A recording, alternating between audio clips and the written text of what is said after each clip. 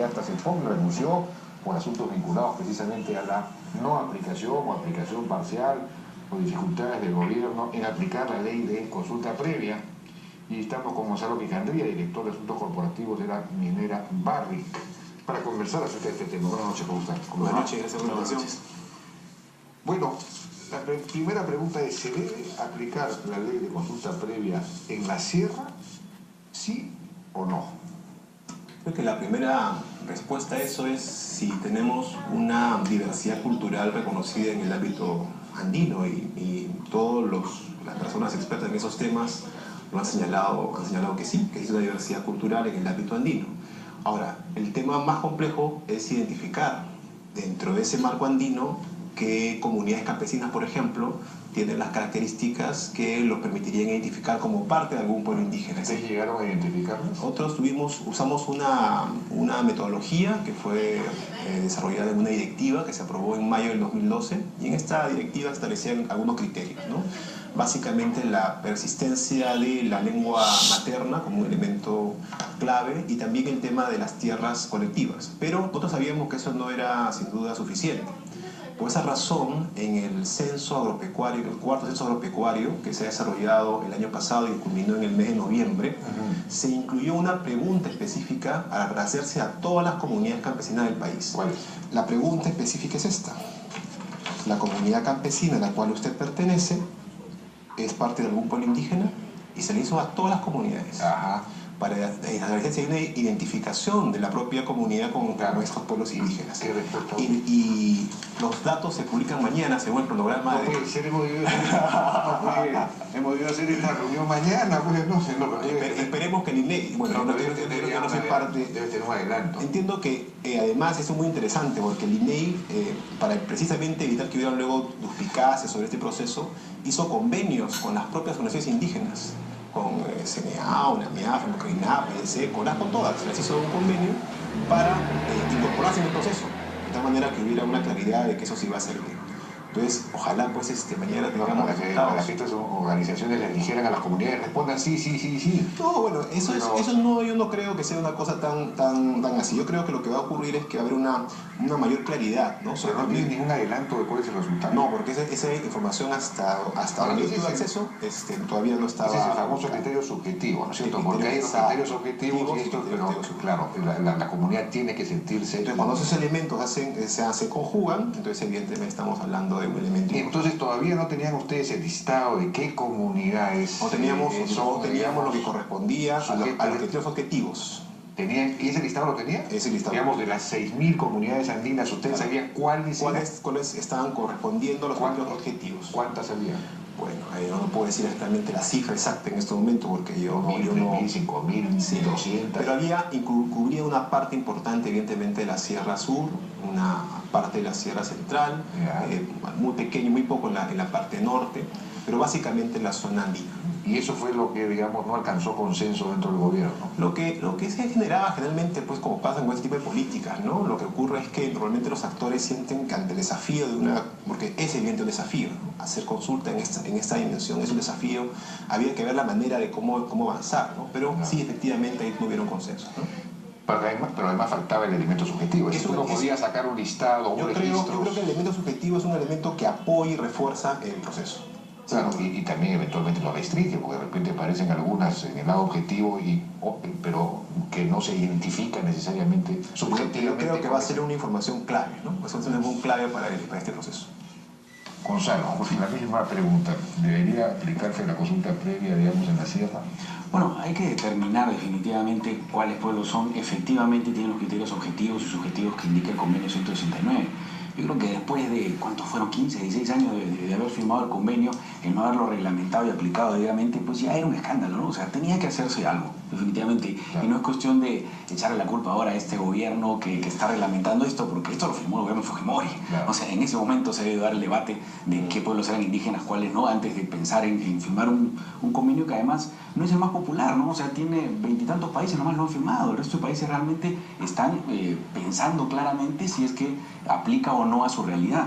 Y en un país tan complejo como el Perú, donde tenemos pues la riqueza de la del mestizaje. Es un tema complejo, mayor, el tratar de determinar qué pueblos cumplen los criterios objetivos y subjetivos. Ahora, lo que yo pienso que se ha generado un problema es que cuando estamos tratando de determinar cuál es el elemento subjetivo, es decir, la pregunta que dice, ¿se reconoce usted como pueblo indígena? Antes le hemos puesto un premio mayor al que en realidad es, porque la expectativa generada respecto a lo que es realmente la consulta es enorme. Y no debería ser así, en realidad la consulta es casi un acto de elemental y necesaria cortesía, ¿no? Pero no es pues tampoco el determinante que va a decir sí o no a un proyecto, por ejemplo, que va a decir sí o no a una decisión estatal. No tiene carácter vinculante, lo dice el convenio, lo dice la ley, no tiene carácter vinculante. Entonces, las poblaciones que probablemente digan sí, me reconozco como pueblo indígena, probablemente estén pensando que van a tener algún poder de decisión y no lo tienen. Eso hay que decirlo claramente. Eso iba a preguntar, porque resulta que para una exploración minera, por ejemplo, tenemos ahora varios casos, uno de ellos es Cañares, etc. La Defensoría está pidiendo que se haga consulta previa. Pero para una exploración minera se requiere la aprobación, de acuerdo a ley de comunidades y ley de tierras. Entiendo que en 2 leyes se establece esta disposición, los 2/3 de la comunidad. Y esa exigencia es mucho más fuerte que la ley de consulta previa, que ni siquiera es vinculante. Y los 2/3 de la comunidad, es decir, toda la comunidad tiene que pronunciarse. En cambio, en la ley de consulta previa es una consulta con los dirigentes, o las dirigencias, los organismos, ¿no? O sea que, digamos, la aprobación de los 2/3 es un requisito mucho más potente, digamos, que la consulta previa. Entonces, ¿qué sentido tiene la consulta previa? Mejor dicho, o es redundante, o habría que modificarlo primero, es decir, habría que modificarlo de los 2/3 y nos quedamos solo con la consulta previa, o combinamos las dos normas, no sé. Es decir, aquí hay una incongruencia o una redundancia. Eso es un tema central, ¿no? Porque el acuerdo previo, que es la figura que se utiliza para ese punto, está vinculado con la propiedad. Ese es el tema que se discute cuando se hace el acuerdo previo. Es una autorización que está vinculado a la propiedad. A iniciar una exploración en territorio de la comunidad. Por propiedad. Ese hecho de la ley es muy clara. Las tierras que son de propiedad colectiva de la comunidad, si uno quiere hacer algo en las tierras de propiedad como propiedad privada, uno tiene que pedir permiso antes. Sí. Ese permiso, dado que es una comunidad, tiene que hacerse con un quórum, que varía dependiendo de si es en la costa, en la sierra, si es en la comunidad.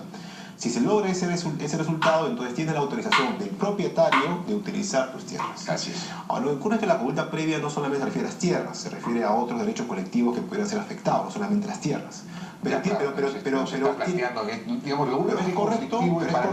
correcto que es un elemento importante la tierra. Si quizás elemento central en muchos casos, en el caso de un andino, por ejemplo, es un tema central la tierra. Y efectivamente se pueden articular los instrumentos, pero no son necesariamente, digamos, reemplazables unos por otros. En cualquier caso, creo que sí hay un tema que me parece es crucial en el lenguaje del tema, porque lo que ha dicho el relator de Naciones Unidas allá en Sanaya hace poco, y lo ha dicho acá en Lima además, y él es la máxima autoridad en el tema indígena en Naciones Unidas, que ve el tema, el derecho a la consulta previa no es derecho de veto. Esa es la palabra exacta que he usado. Claro. No es derecho de veto. Implica no derecho de veto, por un lado, porque el Estado no puede entrar en discusión diciendo voy a vetar los derechos de los pueblos indígenas, ni los pueblos indígenas pueden decir voy a vetar la decisión del Estado. O sea, ninguno de los dos puede iniciar un diálogo real si es que ambos plantean vetos. Entonces, la consulta previa no es un veto, ¿no? Pero, ahora, lo que sí hay que tener en claro... Pero si la comunidad dice no, es un veto en la práctica, ¿no? No, a ver, sí. Pero la comunidad, pero es importante entender si hay acuerdos, esos acuerdos sí son vinculantes. No, de acuerdo. Eso, entonces es muy importante porque si yo no entro a negociar simplemente porque... Es que la imagen que da cuando digo no es vinculante pareciera como que no importa lo que discutan, al final el Estado hace lo que quiera. No. O sea, hace el esfuerzo. Si no hay acuerdo, el Estado no queda todo en manos. Eso es lo que pasa. Pero con el asunto, con la disposición por la cual 2/3 partes de la comunidad tienen que aprobar, por ejemplo, una exploración, una explotación, o esas cosas, eso sí es un veto. Es mucho más fuerte, por eso digo que la consulta previa. Pero eso es como cualquier propietario. O sea, si alguien quisiera usar tu... Bueno, entonces, ¿para qué la consulta previa? Digo yo. Es decir, porque hay un tema mucho más... Porque la consulta previa no es solamente un tema... Parece que en el ámbito amazónico es mucho más claro, ¿no? Porque hay tierras que no están en propiedad, por ejemplo. Hay tierras que no están en propiedad, son áreas, por ejemplo, que usan para la caza, para la pesca, que no son parte de la propiedad, entonces no están protegidas por el acuerdo previo, por ejemplo. Ya. Y además hay otros elementos. Eso entonces funciona entonces para las comunidades nativas de la selva. Pero también, pero ojo, pero en las comunidades de la sierra pueden haber otros elementos que no sean la tierra que también pueden ser objeto de una afectación, en particular con los proyectos de gran escala. Entonces hay que tener en cuenta ambos elementos. Bueno, tú me estás pidiendo una pausa de esta.